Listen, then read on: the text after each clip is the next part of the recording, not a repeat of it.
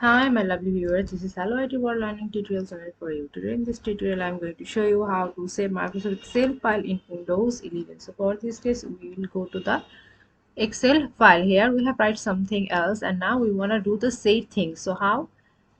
The same procedures, click file and save as, and this PC there have lots of file and we want to do double click here and go to the this PC, a new volume D, that means the local disk D. Click here. See now what we want to save. To save something, so what?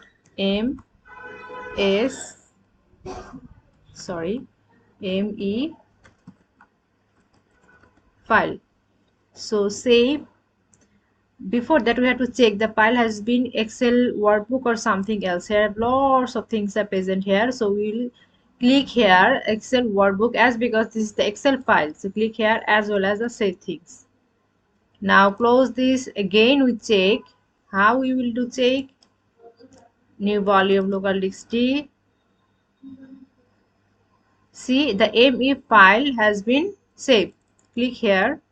See the same informations are going these things. So thank you so much for watching this video. Please subscribe this channel. Hopefully this tutorial will help you so much.